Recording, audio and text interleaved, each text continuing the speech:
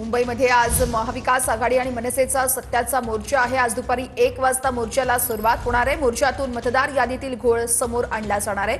निवडणुकीत गैरव्यवहाराचा आरोप करत विरोधकांचा हा सत्याचा मोर्चा आहे। विरोधकांच्या मोर्चाला पोलिसांकडून अद्यापही परवानगी मिळालेली नाहीये।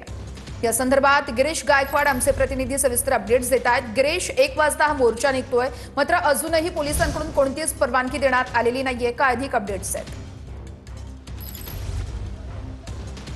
नक्कीच वर्षा, आपण पाहतोय की मोर्चाची जी तयारी ती आता सुरू झालेली आहे। पोलिसांकडून अधिकृत परवानगी नाहीये। काही जे आयोजक आहेत त्यांच्यावर गुन्हे सुद्धा दाखल होण्याची शक्यता नाकारता येत नाहीये। पण आपण पाहतोय की महानगरपालिकेच्या समोर जे 2 ट्रेलर आणलेले आहेत त्यांना आता एकमेकांसमोर समांतर अशा पद्धतीने लावण्यात येते आणि 50 फूट लांबीचं जे व्यासपीठ आहे ते सध्या उभारण्याचं जे काम आहे ते सध्या या ठिकाणी सुरू झालेलं आहे। आणि याच व्यासपीठावरून जे प्रमुख पक्षाचे नेते आहेत ते या ठिकाणी भाषण देणार आहेत, काय नेमकं सांगणार आहेत आणि पुढची भूमिका, पुढची रणनीती नेमकी काय असणार आहे हे सुद्धा पाहणं महत्त्वाचं ठरणार आहे। आपण पाहतोय की साईनाथ दुर्गे या ठिकाणी पोहोचलेले आहेत, त्यासोबतच संतोष शिंदे जे इथले विभाग प्रमुख आहेत ते सुद्धा या ठिकाणी दाखल झालेले आहेत। आणि कशा पद्धतीनं ट्रेलर म्हणजे महाविकास आघाडीचा जो ट्रेलर पॅटर्न आहे तो सध्या आपण या ठिकाणी पाहतोय। चालतं फिरतं व्यासपीठ जे ते या ठिकाणी उभारण्यात येते, कारण पोलिसांकडून परवानगी मिळालेली नाहीये या मोर्चासाठी आणि त्यामुळे हा एक नवीन जो फंडा आहे तो या ठिकाणी वापरण्यात येतो। आपण पाहतोय बघा, दोन्ही ट्रक जे ते एकमेकांसमोर या ठिकाणी लावण्यात आलेले एक मोठं व्यासपीठ जे ते सध्या या ठिकाणी उभारण्यात येते। आणि त्यासोबतच आपण जर पाहिलं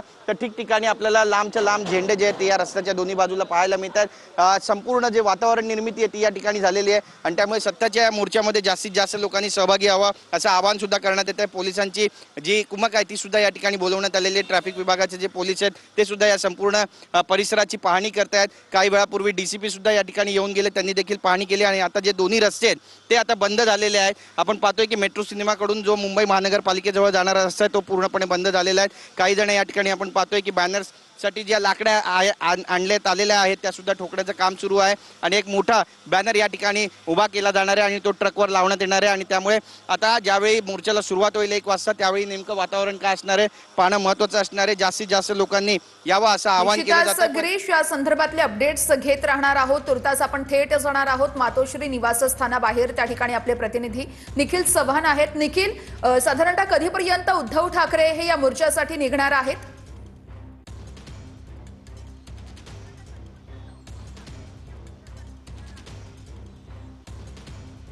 नक्कीच आपण पाहिलं तर वेळ कळते ती म्हणजे 11च्या नंतर उद्धव ठाकरे आहेत ते मातोश्री निवासस्थानातून आपल्याला बाहेर पडताना दिसतील। याच ठिकाणी आहेत ते ह्याच रस्त्यावरून उद्धव ठाकरे आहेत ते निघतील। त्यांच्यासोबत त्यांचे जे नेते असतील त्यामध्ये अनिल परब असतील यांचा देखील समावेश असणार आहे। परंतु जर आपण मातोश्रीच्या बाहेर पाहिलं तर जी बॅनरबाजी आहे ती करण्यात आलेली आहे। उद्धव ठाकरे आणि राज ठाकरे यांचे एकत्रित बॅनर आहेत ते सध्या मातोश्री परिसरात आपल्याला ठिकठिकाणी लावल्याचं चित्र पाहायला मिळतंय। या बॅनरवरती उल्लेख केलेला आहे जी खोटी मतदार यादी आहे त्याच्या विरोधामध्ये खऱ्या मतदारांनी आज रस्त्यावरती उतरण्याची गरज आहे असं आवाहन आहे ते ठाकरे बंधूंकडून करण्यात आलेलं आहे। तर मातोश्री परिसरात ठिकठिकाणी हे बॅनरबाजी करण्यात आलेलं असून एकच शक्ती प्रदर्शन आहे ते या मोर्चा संदर्भात करण्यात आलेलं आहे। आज सत्याचा मोर्चा म्हणून या ठिकाणी निखिल, या संदर्भातले अपडेट्स घेत राहू। तुर्तास धन्यवाद।